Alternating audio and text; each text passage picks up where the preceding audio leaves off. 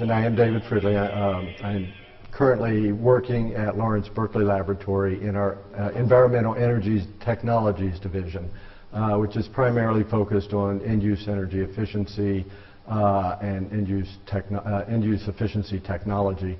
I spent many years in the oil industry prior to coming to the Berkeley Lab, so it was that congruence of seeing the limitations of what efficiency can do from the lab side and understanding in a very deep way the challenges we have on the oil side that really got me deeply involved in the work on peak oil in San Francisco. I have been a member of San Francisco Oil Awareness now for I don't know, almost 2 years. Some of the work that we did there, Dennis and I worked on a group that went to the supervisors in San Francisco and got them to pass a peak oil resolution last year. That was the first one that a major city had passed in the U.S. The wheels of bureaucracy there do turn slow. I'm afraid they haven't made the same progress as a place like Portland. But tonight, I'm really glad to see you come out because what has really led me to put this presentation together and to talk on this subject is this growing concern that the public dialogue that we're having about biofuels in this country, particularly what you see in the media, in the newspapers, is biased, it's incomplete, and it's full of a great deal of inaccuracies. And so tonight I'd really like to focus just in 3 areas, which is the energy science around biofuels, the environmental science around biofuels, and the ecological science around biofuels. What I won't be doing tonight is trying to offer a prescription and alternatives and so forth. What I really would like to offer you is a series of, I would say, pretty solid facts that you can take with you in your own deliberations and discussions about biofuels with colleagues, families, or so forth. And so let's start with it. These are the statements I find most often offered to us as what biofuels will provide us. That a large-scale biofuel production industry is sustainable and green, that it's environmentally friendly, it'll help combat climate change, reduce CO2 emissions, that it's critical to the U.S. achieving energy independence, that it's good for the farmers, good for the land, that the second-generation biofuels are going to save us, and on and on and on.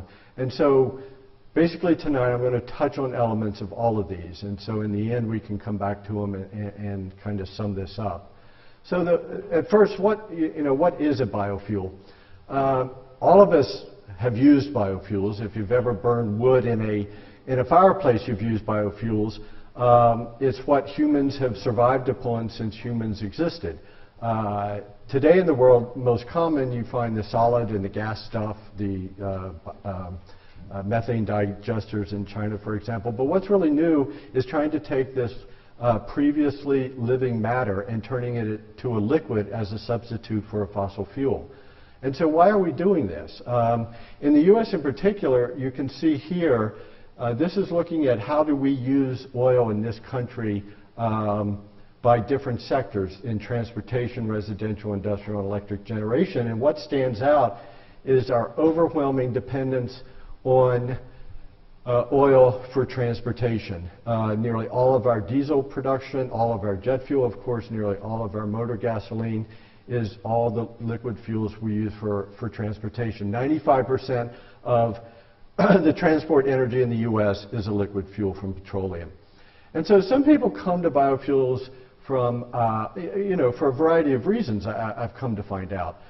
Some people are concerned about the environment and they really think biofuels are more environmentally friendly than petroleum. Some people come because they want to screw big oil. If you're not buying it from Exxon, you can buy it from your local biodiesel dealer. Other people come from it, as do I, and I think ultimately everyone will be, from this stark fact that geologically we're quickly approaching the period globally in which oil production will no longer be able to rise. And once it hits that point, It may stabilize for some period of time, but it inevitably will decline. And that decline is going to create a liquid fuels crisis of a magnitude that we've never witnessed before. And indeed, we're already seeing it. I mean, this lower area here is conventional crude oil. Conventional crude oil has already peaked. It peaked in about May 2005. And so all of the oil production increase that we've had since then has either been from tar sands, the black stuff, or this ultra-deep water non-conventional crude such as off of Angola, as well as a small smattering of biofuels. The rest has been demand destruction. In this country, we see reports where people are amazed that at $3 a gallon, people aren't driving less. But if you read reports from countries like Ghana or Senegal, the price of oil has definitely thrown people off that demand curve. So how are biofuels different from oil? There's one very important characteristic, and I'll return to it again and again. Biofuels do not have the energy density of petroleum. For example, biodiesel has 1/5 less energy than petroleum diesel, and ethanol has about half the energy density of gasoline on a weight basis. And so you can see here diesel is like 48 megajoules a kilogram. And so what does that mean in a everyday term? A kilogram of diesel is about 2.5 pints. So it's about that much in liquid form. A person every day needs between 9 and 10 megajoules. That's about 2,000 to 2,500 calories to live. So 2.5 pints of diesel contains enough energy to keep a person alive for 5 days. Now, if you contrast that with imagining the volume of food that you eat over 5 days, and you get a sense how this dense little liquid, why it's so powerful, because it contains so much energy in such a small space.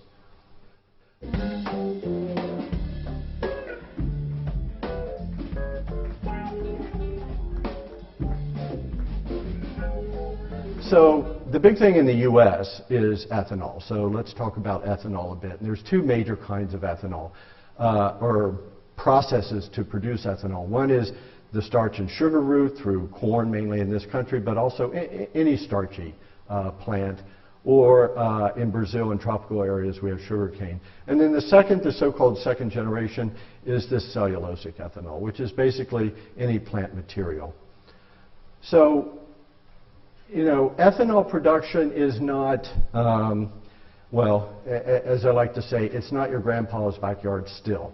It's a huge, large-scale, capital-intensive, energy-intensive industrial process that uses a great deal of sophisticated technology.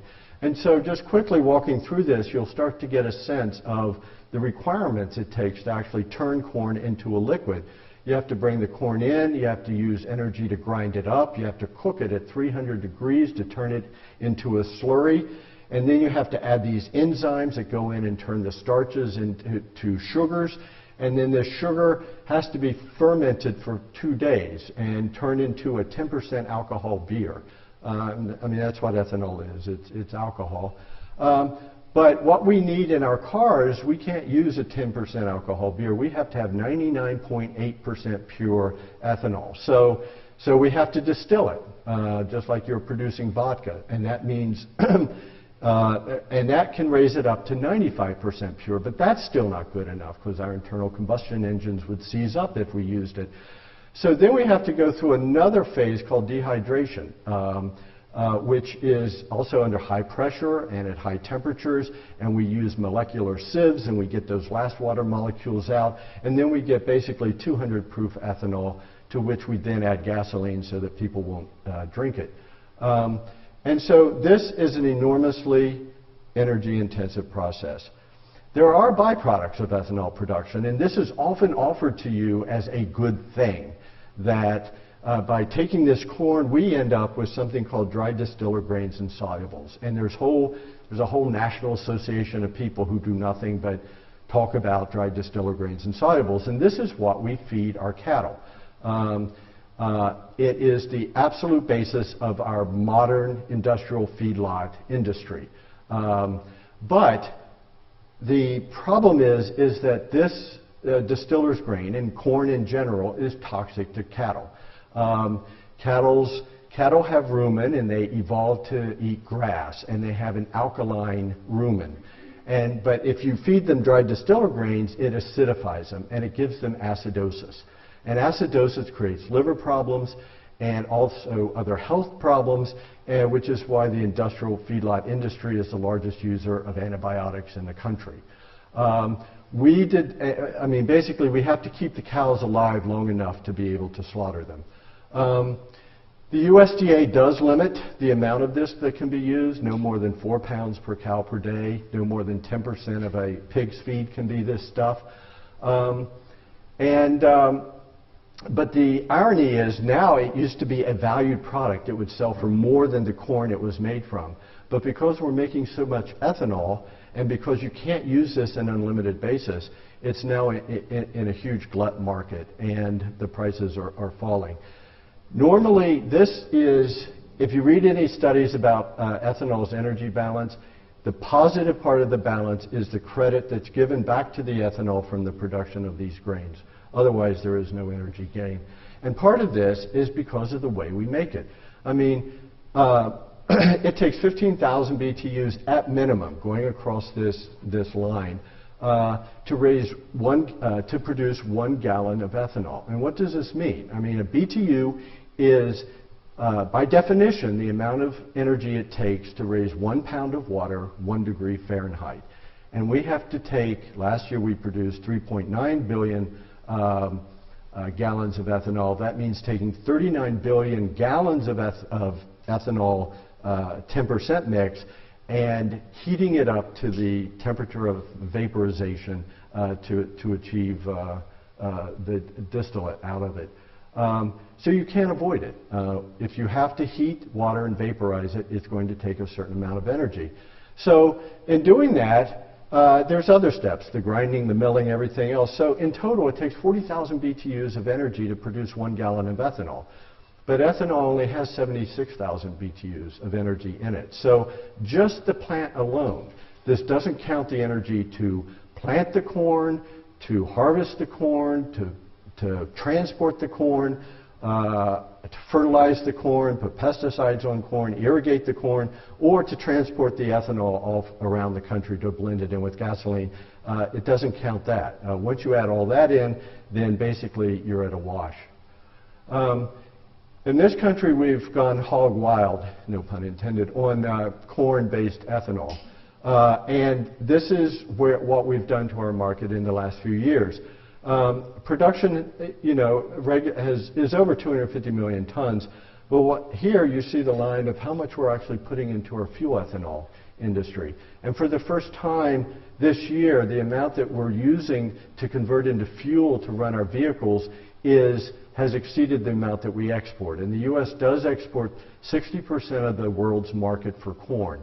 So people in lower income countries that rely on this kind of basic grain for their nutrition eventually are going to be backed out of it as long as this fuel ethanol domestically keeps rising. This jump in consumption this year is not from a greatly improved yield. It's from the fact that this year we're going to plant 15 million more acres of land in corn just to produce more corn. Even after you subtract what's used for ethanol and exports, there's less left domestically than there was last year. So it's not like the U.S. has millions of acres of just cropland sitting around waiting to be planted in corn. This is a look at, and I do apologize for the graph because it's two axis. On the right axis is the total amount of cropland we have in this bar, and this left axis is how much of that land we're planting in these various crops of corn, soybean, wheat. And so as we've made this jump up this way to plant more corn, to get more ethanol, it's coming at the expense of wheat, rice, corn, or soybeans and cotton. And so not only are we already seeing the price of corn going up because of the demand for corn for ethanol production, but we're going to see it through our soy products, which is extensive in our food chain, and with wheat and rice because of just the lower production as a trade-off to make more corn. And so ultimately the limit is this. The red line is how much motor gasoline we consume in this country every year in exajoules. This light green line is the energy content of all the grain that we grow, all the corn that we grow in this country. And this magenta line then shows you how much the energy that is produced from ethanol if we converted all that corn to ethanol. And then the blue line is the amount of energy required to feed every person in this country. So not only do we use much more fossil fuels to move around than we use to feed ourselves, but trying to move to ethanol basically means that even if we took our entire grain crop and converted it to ethanol, we could not get more than a 10 or 15% blend into our pool. So there's a lot of stories now acknowledging that corn ethanol is creating problems. The irrationality around it is that everyone is acknowledging it, yet it's still, we've got another 3 billion gallons of capacity coming online this year. So everyone's saying, well, of course it's not good, but then we have cellulosic down the road, and that will save us. So, what is cellulosic ethanol? It's made, it's also made from sugars, and those sugars are contained inside of cellulose, and cellulose is the basic building block of a plant. It's what gives it structure, it's what gives it integrity, and most importantly, it's what nature optimized over the years to prevent both biological and chemical decay of the plant. So, it's very resistant to being broken apart. Yet, we have to break those linkages apart within cellulose to be able to get the sugar molecules out. Once we get those sugar molecules out, then we can just, it's the same route as we do with corn. You ferment it and you distill it and so forth and so on. We've been at this for 20 years, and we're not much closer to figuring this out than we were 20 years ago, despite what you hear about breakthroughs in enzymes and so forth. And enzymes aren't the only problem. The USDA roadmap on this biomass feedstock, which laid out the development of the cellulosic ethanol industry, defined about 36 major technical hurdles, all of which have to be solved before cellulosic ethanol can become commercial. And I couldn't put them on the screen, so I just typed them up in this list. And you can see that, this is not a small amount of technical hurdles. It's not just the enzymes inside the plant. There's a problem that we have no equipment to actually harvest this stuff. We have the problem that all of our industry is based upon a very standard feedstock. Every shipment of biofuels or biomass that comes in is going to be a different feedstock, and on down the line. Yet, on top of this, having pretty much dismissed this as a big deal, the U.S. Department of Agriculture sponsored a study called the Billion Tons of Biomass Study. And in it, they went around and they looked at how much biomass can we extract from our environment in the United States every year to support a cellulosic ethanol industry. And what they said is oh, we've got 1.3 billion tons of biomass that we can remove each and every year to support this bioindustry industry.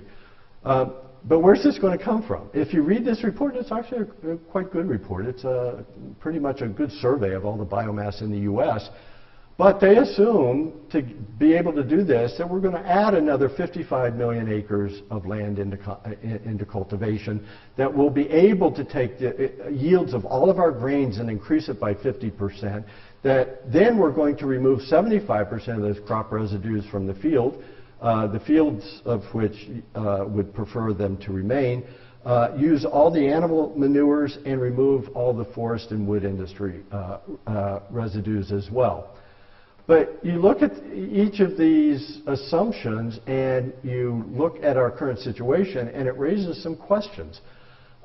This is a look at U.S. cropland between 1910 and 2006. And as you can see, in 2006, we basically have about the same amount of cropland that we had in 1910, although generally less available to us. And this is what the assumption in this study is. This is where this 55 million acres of cropland is going to come from. I'm just not sure. Similarly, we're going to raise the corn yields by 50%. Well, this is historic corn yields from 1866 to 2006. And this is where the USDA study says we're going to be. And not only for corn, we're going to do it for wheat and soy and every other grain that we grow. This raises very big questions in my mind. Then you add on top of that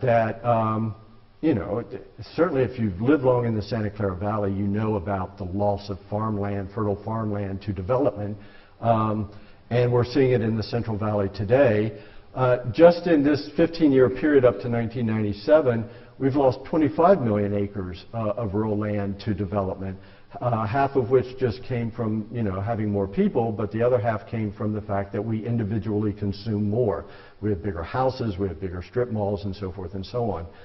And so, recently a study in Iowa found that, just in the production of 1 gallon of ethanol alone, Iowa loses 20 pounds of topsoil. And last year we produced 3.9 billion gallons of ethanol, so that gives you a sense of how much of the Midwest is lost on the basis of this. And then it gets worse. I mean, this year, Iowa farmers, the state says, are planning to withdraw nearly 1 million acres from our conservation reserve. This was land that the government had put into protected status because it was either sensitive, a wetland, highly erodible, or for some other purpose, and the government would pay farmers not to use it. Well, now the farmers are withdrawing it out. So not only are we using more of our land to grow corn, but we're even taking some of our more sensitive lands to be able to increase the production. And so, I think one of the most abused words of this decade has to be sustainable. It is a great buzz marketing word, but I don't think people really understand what sustainable actually means.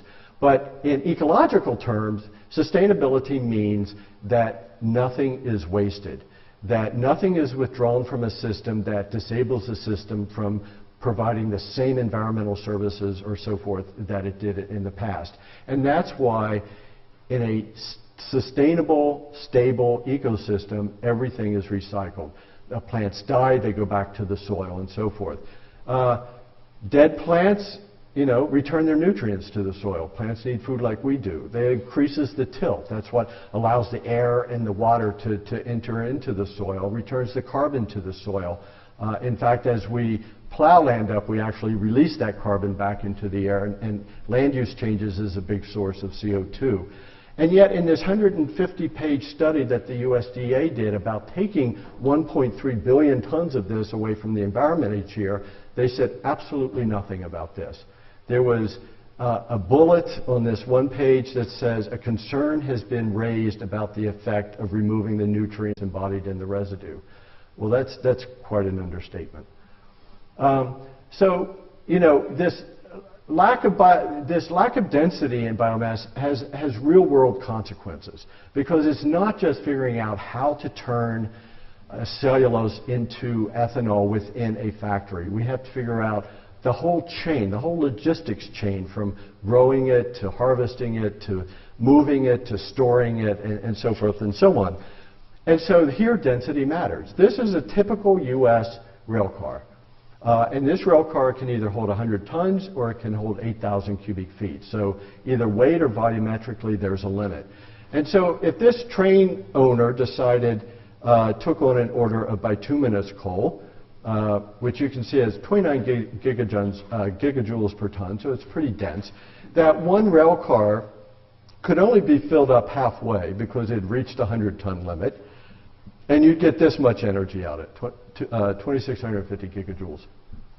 But if he were hired to then transport corn stover, which is what they're saying will be a basic feedstock for cellulosic ethanol, then he can fill this entire thing up to 8,000 cubic feet and still only get 654 gigajoules of energy in there. And of course, that's going to be turned into cellulosic ethanol, so you're only going to get 385 gigajoules of energy out of that. So what that means is, by transporting biomass instead of bituminous coal, that rail car is only delivering ultimately 14% of the energy that it would as if it did bituminous coal.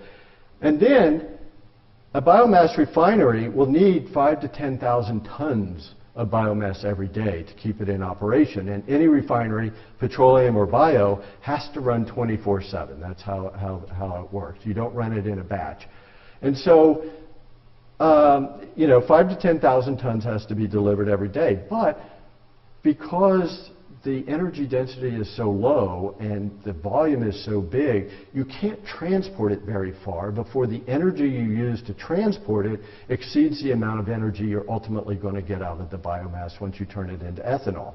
And so the limit is, if you have a truck, you can't go beyond 50 miles, and if you use a rail car, you can't go beyond 200 miles, or else you've just used up all the energy that you're trying to transport to turn into energy. And so that means, I don't travel in the Midwest very much, and frankly, I've never been there.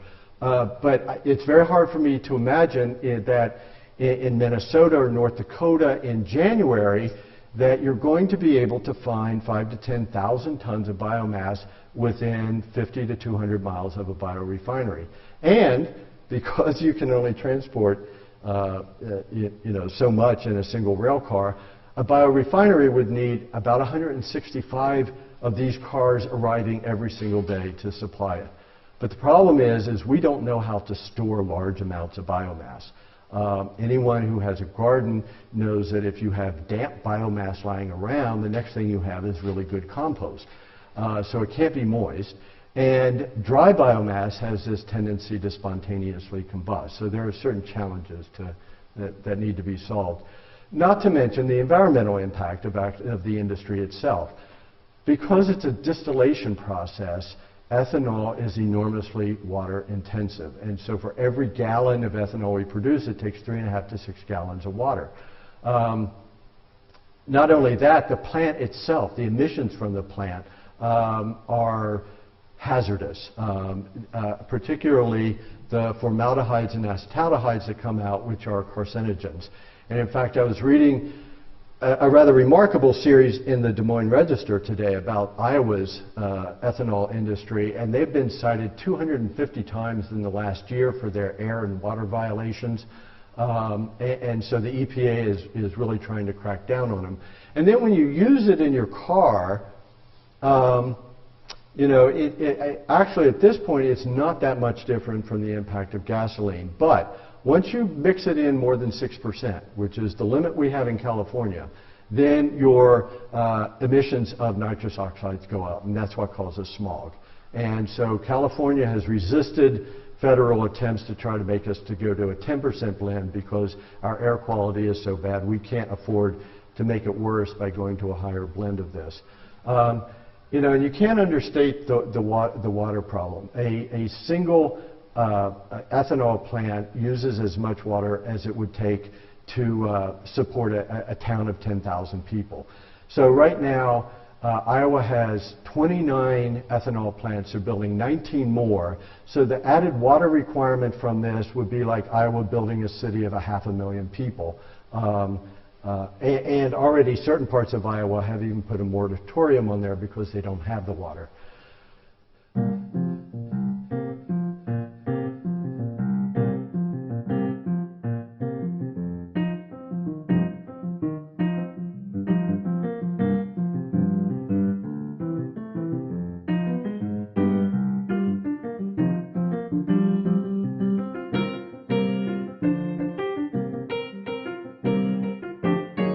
Biodiesel, thankfully, is a simpler process than ethanol.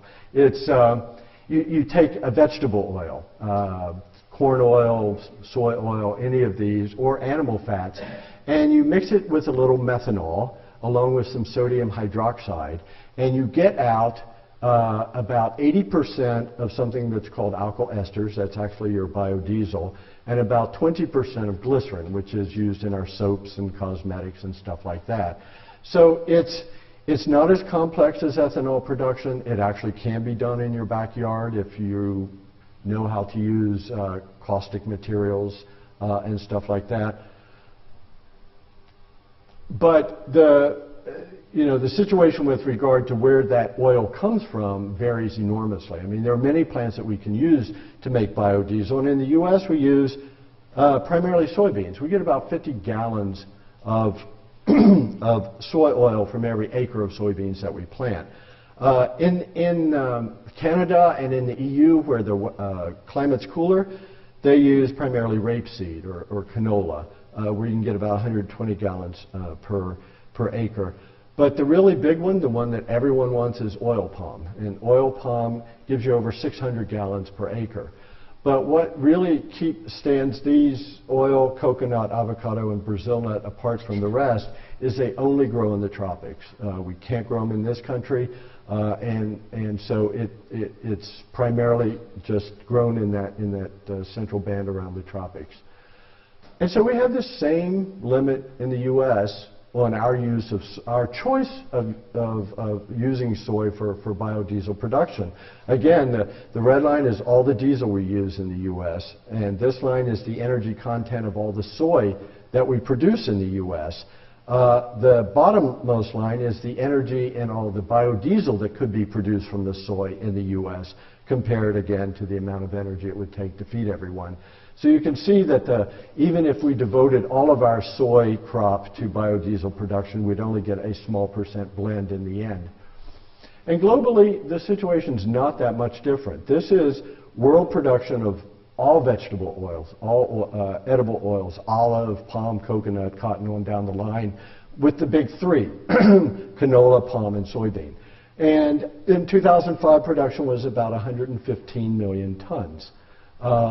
This is, a basic feedstock and a basic source of calories for many people, especially in lower income countries who don't have as great access to meat. This is a very important nutrient or calorie source. And then I've broken out here just what's going on with palm oil, because I'll come back to that. And you can see that in Indonesia and Malaysia produce about 90% of all the palm oil in the world. But then, how much diesel does the world use? The world uses about 22 million barrels a day of diesel. So if we took this entire amount, every drop of edible vegetable oil in the world, and we made it into biodiesel, we could only get less than 2 million barrels a day of diesel equivalent out of that. So even if we completely removed it from our food chain, we couldn't get more than a B8 or an 8% blend of biodiesel from doing this. And yet, individual countries have set their own biodiesel blend targets.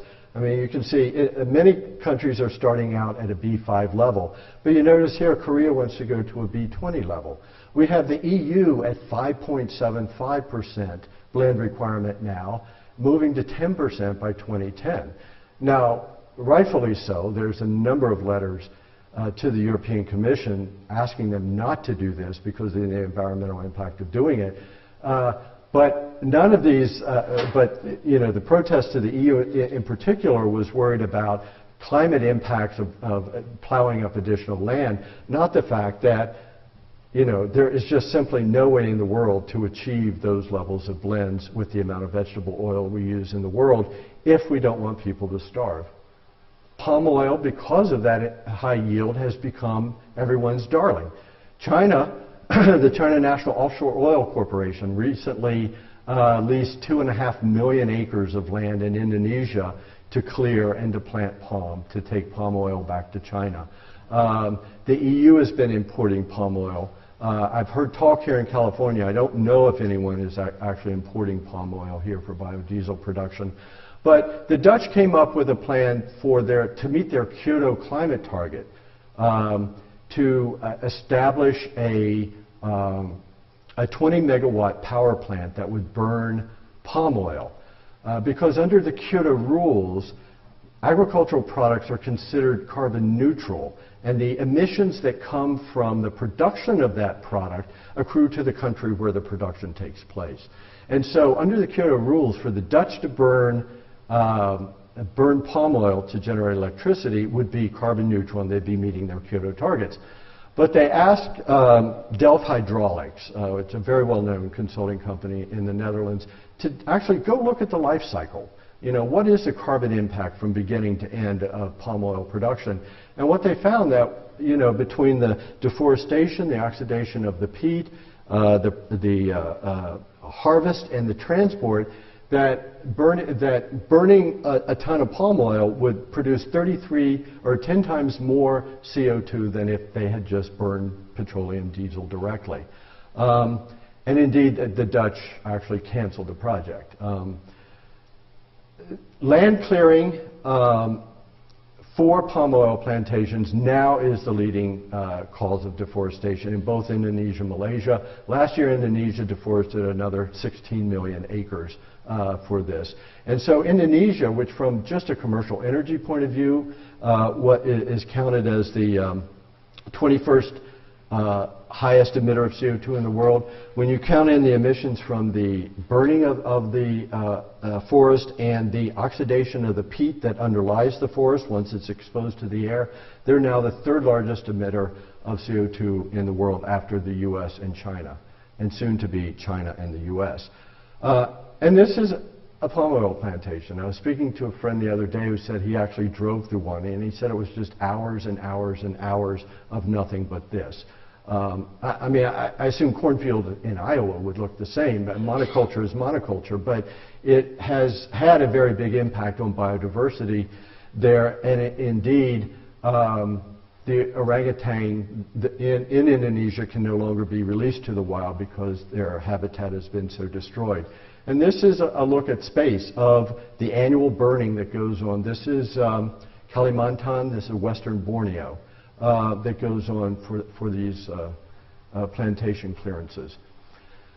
So ultimately, though, we run into even a bigger constraint on our use of biofuels, and that is the fact that the amount of energy that we consume in fossil fuels every year exceeds the amount of energy that's actually captured from the sun in every plant in America, including the roots. And so, you know, we consume about 105 exajoules a year. It's about 105 quads. And the range of estimates for this is our annual capture in all plants. It's called net primary productivity. Ranges from about 75 to 94 exajoules.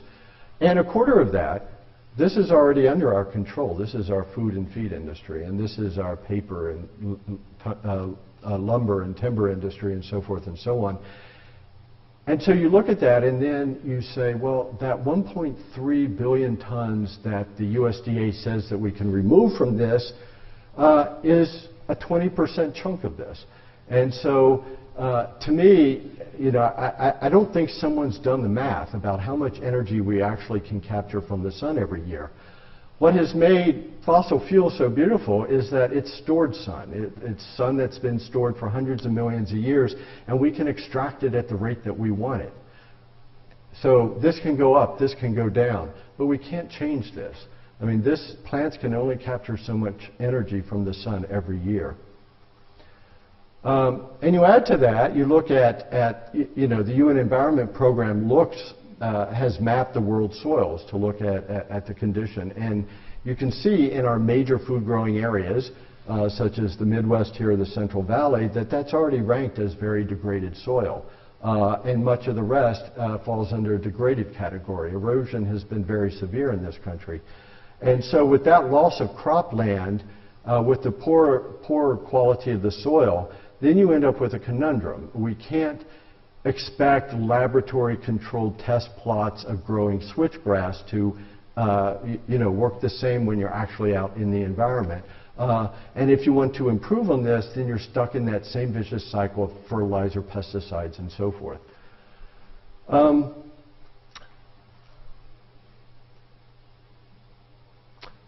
Biofuels differ from petroleum also in a very important way, and that is its contribution to the energy profit that we rely on to run our entire economy. And so what I'm showing here is the energy return on the energy invested for a range of materials. And what this means is, how much energy do you have left over after you have used energy to produce energy?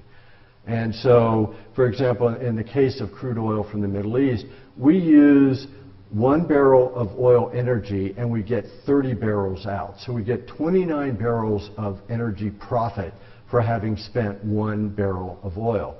In the case of grain ethanol, we put in 1 barrel of oil equivalent energy and we get 1 barrel out.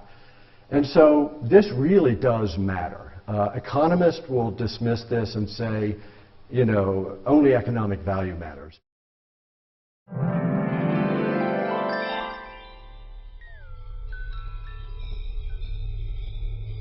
Let me give you an analogy. Let's say we survive on a diet of potatoes, and you're a potato farmer. And you grow a potato strain, let's say Arab Light potato. And that potato, you put in 1 seed potato, and at the end of the season, you get 30 potatoes out.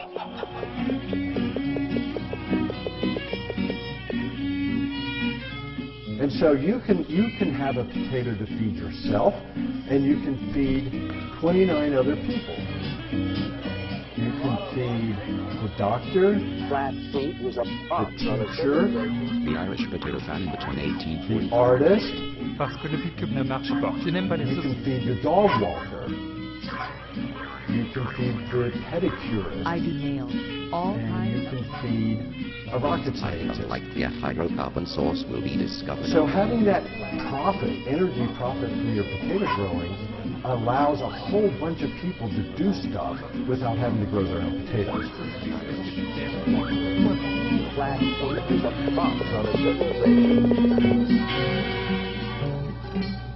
But then let's say something happens to that potato.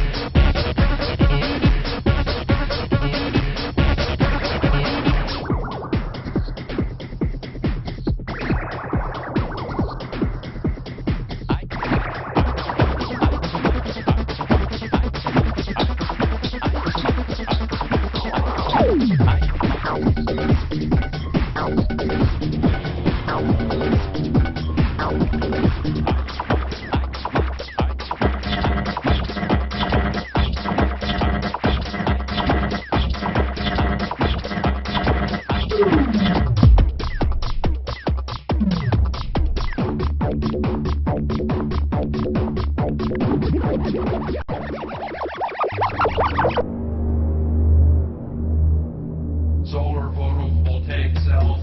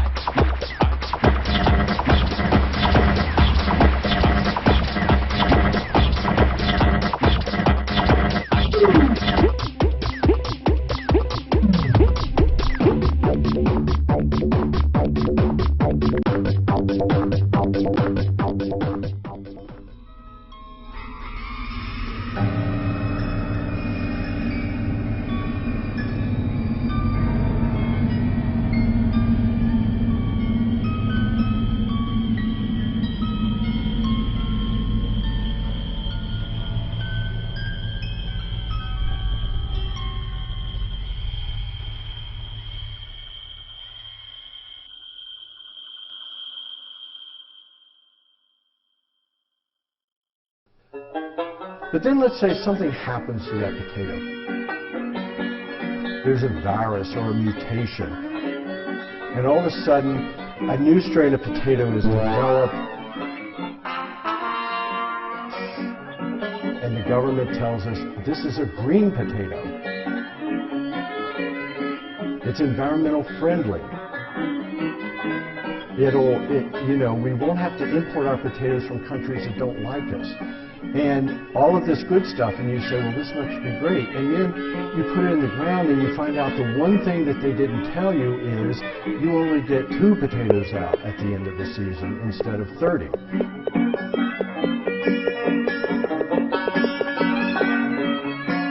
And that's exactly the situation with soy biodiesel. Energy return on energy investment.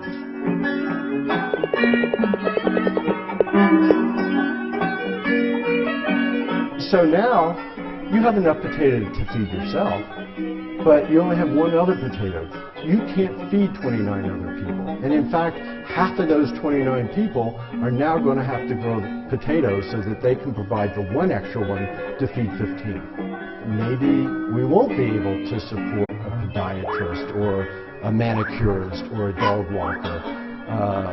Society may think feeding engineers may be most important, but the bottom line is your system all of a sudden has simplified. You can't support the complexity and the intensity that you could when you were getting 29 potatoes out for 1. And that, in essence, is what oil did for the world in the 20th century. It provided us with such an enormous surplus of energy that not only did hardly anyone else have to deal with producing energy, we could all specialize, get complex, build up, industrialize, and transport ourselves with carefree abandon. But that's going to change. The other consequence of moving to this kind of low, as you come down this energy return curve, the flip side is that you increase the total amount of energy used in society, and that is what we call primary energy. And which seems a bit counterintuitive to me that if we're actually in a position where we're concerned about energy cost and energy security and energy supply and climate change, that we're actually moving to a series of materials that's actually going to increase our total amount of energy consumption. So for example, in gasoline, we consume 9.5 million barrels a day of gasoline. And it only takes about 800,000 barrels a day of energy to produce that gasoline. And so in total, to get all the services we get from gasoline, of driving and delivery and so forth and so on, a postal service, we only have to consume a little over 10 million barrels a day of energy. But if we wanted to run the whole shebang on grade ethanol, well, it takes 1 barrel in to get 1 barrel out. So to provide that same 9.5 million barrels a day of useful energy to drive the post office and the car and everything else, we have to consume another 9.5 million barrels a day of energy to do it. So all of a sudden, we're up to over 18 million barrels a day of energy consumption to provide the same services that we got from gasoline.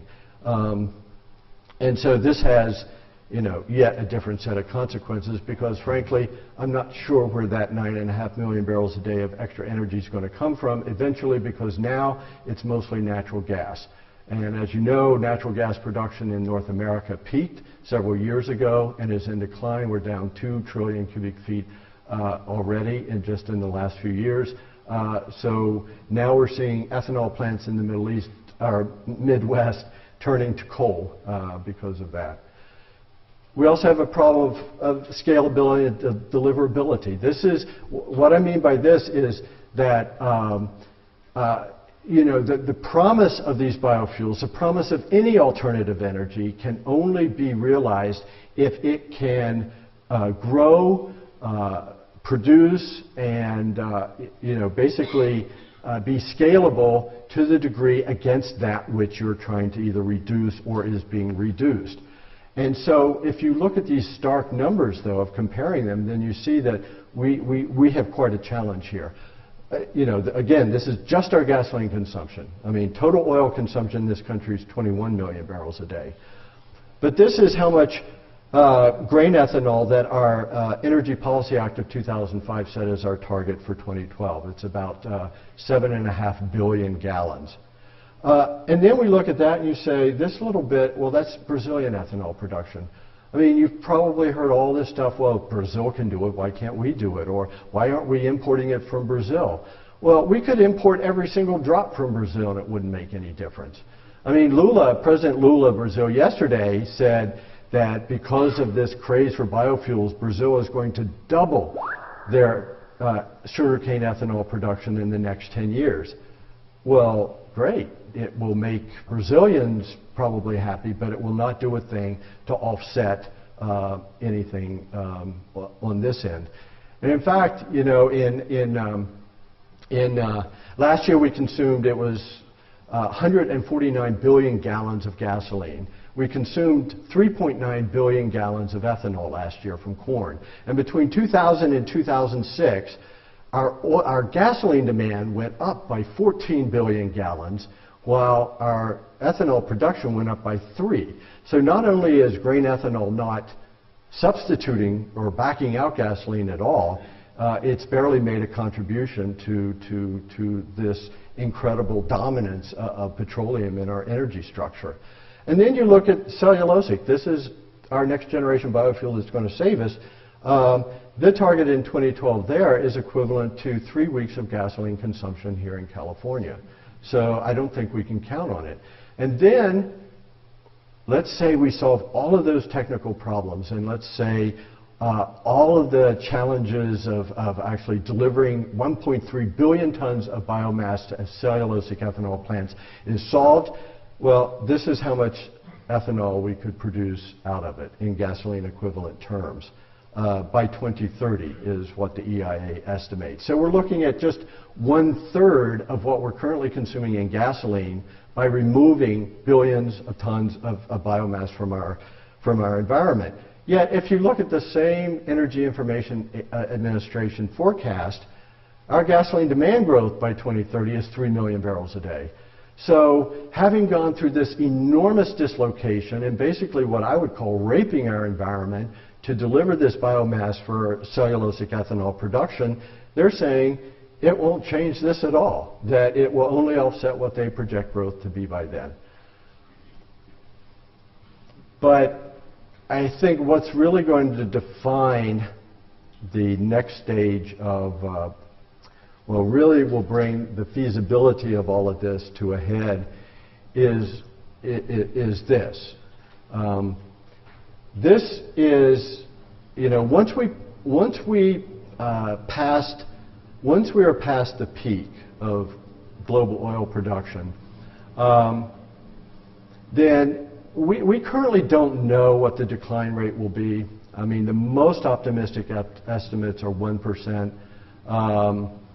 Most people kind of center around 4% a year.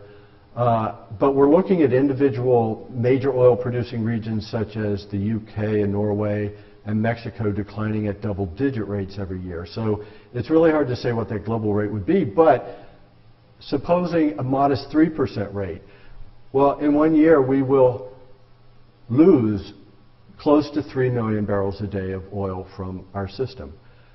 And that's just 1 year. So it happens the next year, and the year after that, and the year after that. And we're talking about 30 years of effort to make 3 million barrels a day of cellulosic ethanol. People say, well, we have tar sands. Yes, in 20 years from 2000 to 2020, we will be able to increase tar sand production by 3 million barrels a day. So we can offset 1 year of post-peak decline by several decades of effort, but we can't offset that second year.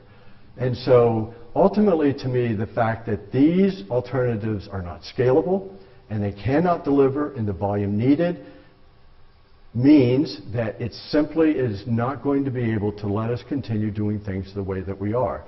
And yet, this country does not have a plan B. One of the perverse things about biofuels is it creates a mechanism that links the price of oil to the price of food. Farmers now only used to have the food market to sell their corn or wheat or soy to. Now they can sell it to whoever is paying more for it.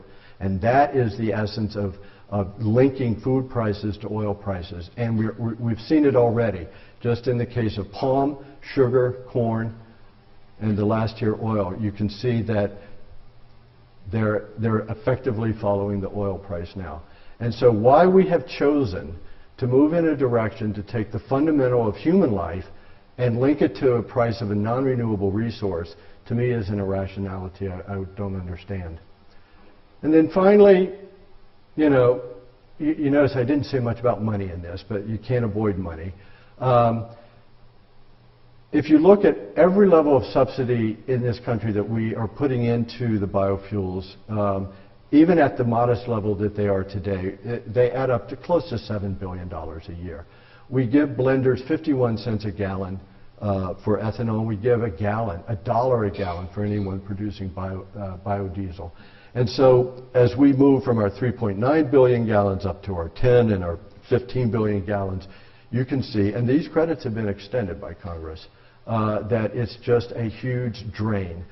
You have to ask someone in this industry, well, if it's so profitable, why do you need this subsidy? But to me, the question is there something better we could be doing with this money besides building a structure and an infrastructure that's just going to operate because it is there? So we return back to here again. I think now, I won't go through these, but I hope now that I've contributed at least some information that'll help you realize that when you read these kind of statements in the press, that there's a lot more going on behind this than what they lead you to know. So thank you.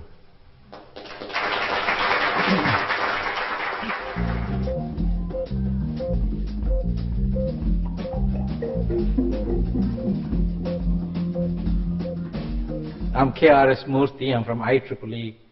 You didn't talk about algae-based ethanol and biodiesel, probably because it would be a lot more detailed than corn or sugarcane-based. You didn't talk about other bio techniques like Jatropha some countries are trying to do. And you didn't talk about our friend Professor Chris Somerville, who is going to be in Lawrence Berkeley Labs with $500 million from British Petroleum on using Mecanthus. So could you comment on things that you did not cover, why you did not cover, and so on? I'm glad you did ask about algae. I only ignored it because it's not really commercial now. Most everything else here is what we're seeing already. A lot of people who are already disillusioned with corn-based ethanol are now pinning their hopes on algae because it's yet something else that maybe will work. But we have big problems with algae. The pilots and the demonstrations they've done so far are in closed cell reactors, or closed tube reactors, and they grow the algae inside of tubes that are exposed to sunlight, and they pipe CO2 through it, they maintain and regulate the temperature, and then they harvest the algae out, and they press it and squeeze it and get the lipids out, and then they make biodiesel out of this. Well, NREL, National Renewable Energy Lab, had an algae program up until the mid-90s, and DOE shut it down. And they had the same problem. It was not scalable. Because, once you go beyond a single small reactor and you go to something larger, we cannot build hundreds of thousands of miles of closed tubes. How would you maintain them? How would you clean them? How would you, it's just impossible. So you have to go to open ponds. And so if you go to open ponds, then you have another issue. The fact that there are wild algae in the air that can blow in, and it may completely outcompete the algae that you're trying to grow. Because not all algae produce the same amount of oils. Then you have a problem that, it's an open pond, and it will evaporate. Now, you're going to get your best yields wherever the sun is bright, but you're going to get the most evaporation wherever the sun is bright. So you're going to have to consume enormous amounts of water. And water, I think, after petroleum, is going to be the resource that people are going to be fighting over in the future. And then you have a problem that you have to get the optimum results, you have to maintain the temperature. But you can't do that when you have diurnal fluctuations, especially like here in California. It's cold at night. So you'd have to build a solar pond to be able to maintain the heat level within the other pond. So it takes more land and more water. Then you have a problem that you actually have to process all of that water, because this is a dilute algae soup. What you want is concentrated algae lipids, basically. And so that, processing high volumes of water is extremely energy intensive. Nearly 10% of all the electricity used in California is just to pump water in our state system. And a lot of parts of our state system are gravity fed, so it shows you. Then you have to process it on an ongoing basis by separating the algae from the water. Well, that requires certain sieves that we don't know how to scale yet at the proper size, and on down the line. So by the end of the day, can you really get more energy out of what you just attempted to do than put in, and avoid any environmental consequences on the water, on the land, and so forth? And so I'm very doubtful about algae scalability, which is, that issue. On any other, Jatropha is fine. It produces an oily seed. We can't grow it in this country. It's not frost tolerant. So, India has planted it, and China's planning to put in acreage of it in southern China. But it's the same thing. It takes years to grow. It takes effort to harvest. And you have to have a plant nearby. I've been reading about the Indian experience in Jatropha, and farmers have given up because it costs them more money to carry the nuts to a processing plant than they can get for the nuts themselves. And that's just the financial side. And then ultimately, be it switchgrass or be it Jatropha or whatever, how much land would it actually take? And are we going socially to make the decision to devote hundreds of millions of acres of land to growing crops to be able to make a fuel to keep our cars moving around? I just got a question. Doesn't Brazil use ethanol for their whole population, because they use the bioproduct that comes from producing ethanol and back into producing it? I mean, they actually use a bioproduct to actually produce the ethanol. Because that's what I heard, that they produce, everyone takes ethanol because of the way they make it. Well, Brazil does something that all sugar plants in Brazil have ethanol refineries tacked onto them. So all sugar plants in Brazil are dual purpose, and they can switch from one use to the other within a day. And so after the harvest of the sugar cane in Brazil, all of that stuff's brought there, and the sugar juice is squeezed out of the stalks. And what's left over is something they call bagasse. And bagasse is just leftover sugarcane stalk. And the refineries in Brazil do burn the bagasse as the source of energy to raise the steam for distillation, and also to generate the electricity that they use. So from a carbon point of view, it looks very nice. From an energy point of view, it's not much better than what we're doing, because, as far as I'm concerned, bagasse is energy. That bagasse is not going back in the soil. The nutrients aren't being returned. There are soil impacts for doing it. But it is a lower energy intensive process than we do, and that's true. But even Brazil, with their massive program, and they only use 1/17 the gasoline that we do, they only achieve a national E20 blend, on a national average. So, you can find E100, but, if you do it across the whole pool, it's just E20. So it's, as you saw, it's still a fairly small amount. You did not mention anything about solar energy and wind energy. There was a slide number 23 or 24. Right. You didn't cover the last one. You covered everything else on the thing. Any of the comments on wind and solar? Well, I really didn't touch on wind. I put it there as a point of comparison, but it isn't a liquid fuel and isn't really an alternative, and so I really didn't touch on it very much. But it raises an interesting issue, is that the return on wind is quite high. It can be 20 times more than what it takes to actually build a windmill. Although that's a little shifting. Last year, the price of wind started going up because it still consumes a lot of cement and steel and specialty alloys and things like that. So it's not neutral. And the same with PV panels. The PV panels we make today get, on average, an energy return on that same basis of 10 to 15. No, that's a ratio. 15 times more out than what you put in. And most of that energy is from the crystalline silicon processing is fairly intense. Thin film, which isn't commercial yet, but is being promoted, is a lot cheaper, uses a lot less material. It's not as efficient, but if you assume it can last 30 years, then you would probably get a 20-to-1 return on that. And so those are very good technologies, but the problem is, gasoline is there, oil is there for us 24/7. The wind blows when it blows, the sun shines when it shines. And so the promise of these technologies for even the electrification of our transport system can only come if we can figure out how to make a better battery, essentially. I worked in Brazil in the 70s. I was actually involved in the beginning of the alcohol drop program, and I became a very strong critic of it as early as 78.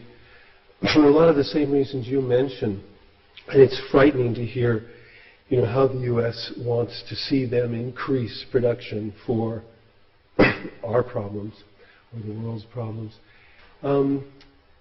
You mentioned bagasse, and somebody asked about the use of the bagasse. I mean, it's complicated, as you said, about all the other use of biomass. You can't store it easily. It's hard to get dry enough and so forth. There's been a lot of inefficiencies there. And then it has the advantage, though, that the vinasse, the silage, is put back on the field, so you may have some advantages on the fertilizer side and so forth. But otherwise, it's quite intensive, and the reason why Brazil could do it from a national level was because the domestic resource cost portion was very high. In other words, they didn't have to import anything. They actually made their own stainless steel and could manufacture the distilleries and everything. So it really was a domestic product. And after the 73 oil crisis, it really seemed like a great option for them. But the consequences were enormous. And in the late 70s and the early 80s, they were importing rice and beans for a while from Mexico and elsewhere because they had replaced so much of their food growing land with sugarcane. And then you mentioned a very vivid situation in Indonesia now with the planting of the palm oils. And that's the same sort of thing. I'm sure if someone looked at the net carbon dioxide emissions, it's frightening also what happens, because it's very similar sorts of lands that are getting cleared for the expansion of any kind of sugar production. And it's all highly subsidized. What you saw was, joke about the fact that the people who were able to benefit from this are just a very small elite, those who could afford vehicles and travel and so forth. So it's a subsidization of the Brazilian elite, and as we all know, or most people, the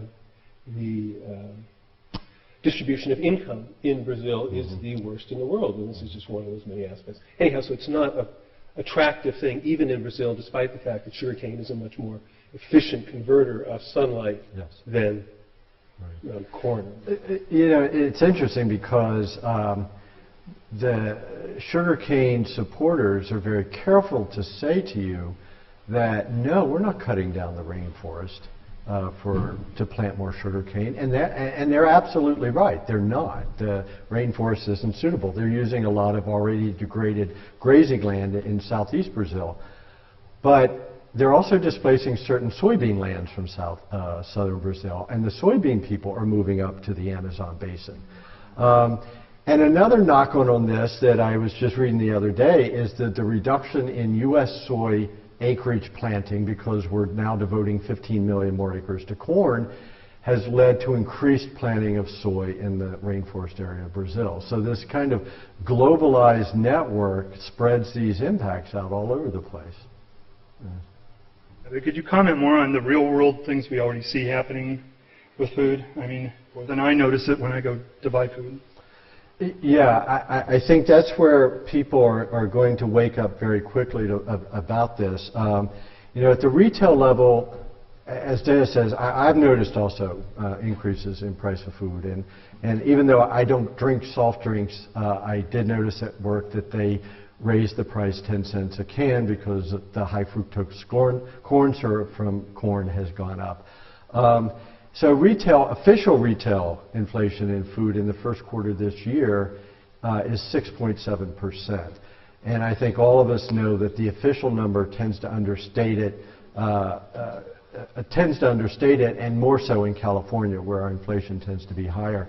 But what really shocked me the other day was looking at the agricultural producer price index, which is where the whole thing starts. This is the price of fertilizer to the farmer, of potash, urea, phosphorus, all the inputs to actually grow. And in the first quarter of this year, that's up 30%. And so as that moves down the chain, we're going to see a retail price inflation that I think are going to catch people's eye. And like Dennis said, you know, I mean, we have been such a dominant force in corn exports that as our corn prices rise, it has had impact on lower income Mexicans in particular in getting their, being able to afford their basic staples such as tortilla. He referred to Colombia. There's now reports of the paramilitaries not killing people and taking them off their land for coke growing, but for palm oil growing. So now it's become, you know, embedded in that way. We also now have the lowest corn stocks that the U.S. has ever had on hand. If we don't get the kind of yields this year that they say, then corn prices are going to soar even more. The world now is down to 52 days of all grains. Normally, and as recently as 2000, we keep a world grain stock of about 110 days of consumption. We're down to 53 days of consumption. This is even lower than it was in 1973 during the failed Russian harvest, and that year alone, our food prices went up 30%. So from the additional biofuels used to the declining harvest worldwide to even peak phosphorus, phosphorus production has peaked and prices have more than doubled. We are going to face an enormous challenge in our food system. How do you feel about making the content of your presentation publicly available?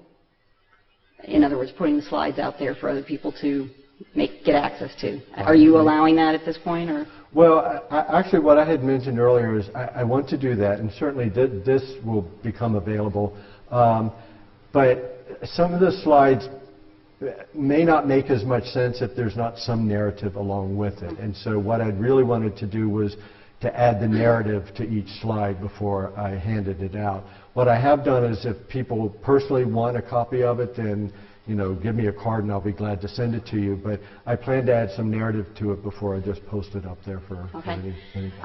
Second question, I know you had a caveat at the beginning that there's no solutions in this presentation, but considering the amount of time and effort and study you put into all of this, I think it would benefit the folks, the newcomers in the audience, maybe what your personal impression on the top 3 priorities of what we should be focused on would be. Well, then, put me on the spot.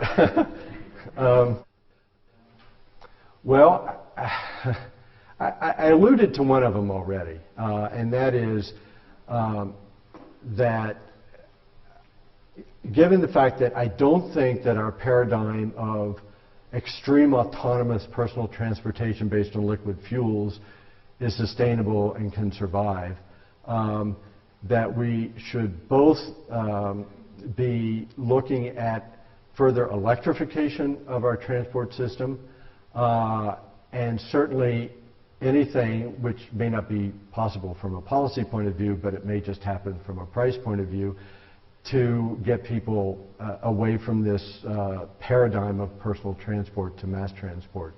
I think in that our rail system has to be focused on and rebuilt. It is a shame that this country spends less on our rail system than Bulgaria does. And we now have very many ways to make electricity, whereas we don't have very many ways to make liquid fuel. But as I mentioned earlier, though, it only can fall together if we have, and certainly for non-fossil electricity generation, if we can figure out how to make a good battery. And so we spend less than $50 million a year in this country on R&D for batteries, and we spend $300 million a day in Iraq. And so even a little part of that could really go a long ways to help shifting our entire transport paradigm. But ultimately, you know, all I can fall back on is I've kind of adapted an approach that you've probably heard elsewhere, which I call HELP. And this is basically humanize, economize, localize, and produce. And because I don't see a way through liquid fuels or even through this electrification of transport in a world that has already degraded so many of our environmental services, where we face climate change, where our fisheries have collapsed, where we've degraded our soils, and we are at ecological overshoot, that we can find anything that can keep the status quo going and business as usual going. So the response to that is that life in the future will become much more locally oriented. We're not going to have our blueberries from Chile in winter. We're going to be much more tied to the community that is around us. So humanize is basically get to know your neighbors, get to know your community, work in your community, interact with your community, because those are the people ultimately that you're going to depend on when this global system can no longer function in business as usual way. And so economize is basically things are going to become a lot more expensive, and your ability to earn the money to pay for that may be jeopardized in some ways. So as Jeffrey Brown would put it, imagine prices were double and your income were half. Avoid debt, don't be a grand leverager, and basically just assume the future is not going to be like the past. Localize, again, we're at a great disadvantage because we have so intensely globalized so much of our services, but to the extent possible, favorably, preferably purchase locally grown foods, trade with locally grown or locally made craftsmen. Right now the scale of that can only be very small because again, everything that we use now comes from far away. But ultimately, that's what we've got to depend on. And then finally, produce. If you have a plot of land, learn how to grow some lettuce or learn how to grow some potatoes. Yes. and the Arab light potato, not that terrible. And that's going to be important because, I've heard a lot of people say, oh, well, I'll plant a garden next year. Well, I can tell you from calluses and black fingernails that, in 5 years, I still have challenges and have learned a lot. And you also benefit from having really good food. But I don't know. So that's my priority. If we can do something on the national social side, it would be electrification. If it's something on the personal and social side, I think it would be basically power down. I'm curious about whether or not battery technology is recyclable. Do you have any knowledge in that area? The basic metals are. And certainly, Toyota has a program for their batteries to recycle. Because it's, yes, they are. You've got lead batteries, and they definitely reuse the lead. I don't know to the extent that I'll just admit, I don't know enough about it except to know these programs exist and that the basic nickel and lithium and lead can all be reused again. Do you foresee an eventual role for wood, again, perhaps coppiced, either for in places where heat is needed or even for base load power? I'm glad you asked that because when I talk about this issue of scale and deliverability, I try to use wood as an example. And most people I work with are really driven by climate change.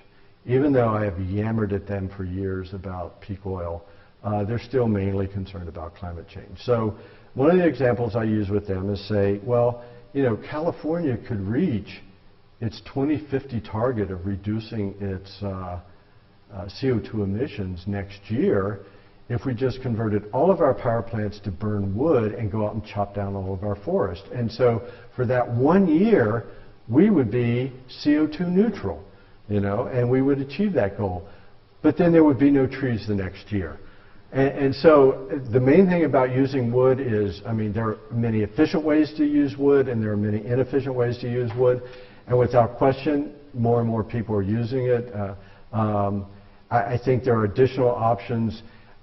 Personally, I'd rather see field residues or pulp and paper plant residues being used to produce pellets for pellet stoves for heating than to go for cellulosic ethanol.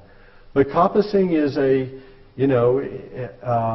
you have to make sure you balance your demand for that wood against its ability to regenerate in a single year or two or three. I was wondering, I've seen stuff or information on TV about waste vegetable oil, and they convert that to biodiesel, either separately and then put it in their car, or actually have something in their car where they put the waste oil directly into the tank and it converts it. Right. What do you think about that? Well, that vegetable oil's already been produced. It's already been transported. The environmental damage of doing such has already been done. And if it's not reused again for some other purpose, it's either dumped or it's incinerated. And so, frankly, I think if you can get one more service out of the product, it's better than just dumping it or burning it. So, but, you know, there's not that much waste vegetable oil around. I mean, despite what you think about McDonald's being everywhere, I mean, you saw the chart of total world vegetable oil was only 8% of total diesel demand in the world. Similarly, the waste oil we have, the first comers, you know, welcome to it. I know a couple people who've put in biodiesel conversion kits in their car that can use the waste oil directly.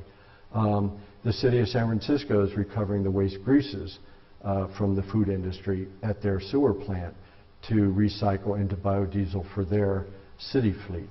And so to me, that's a rational, adaptable, local, small-scale use.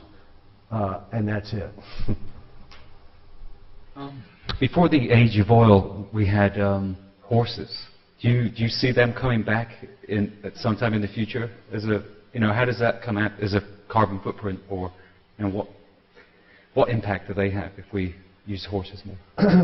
Well, we have a big problem there because when we were in the age of horse in this country, we had 100 million people, and that was 1900. That was kind of the end of the age of the horse. Already a lot of people were urbanized. Now we have 300 million. And so we've made the trade-off. I mean, one of the things that petroleum allowed us to do was to create and operate things like tractors.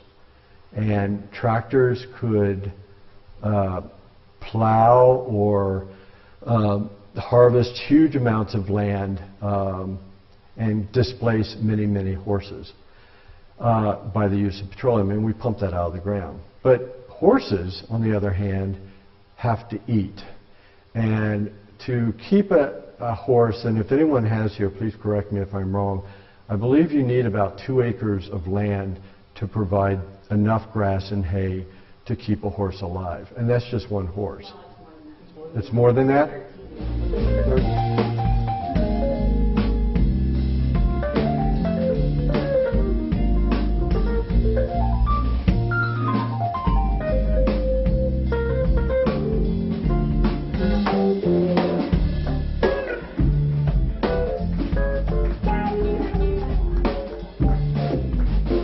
So that to me is the constraint. Ultimately is we no longer have the land to bring back horses, even though ultimately they will be extremely necessary. We have a bit of a conundrum there. Okay, thank you all.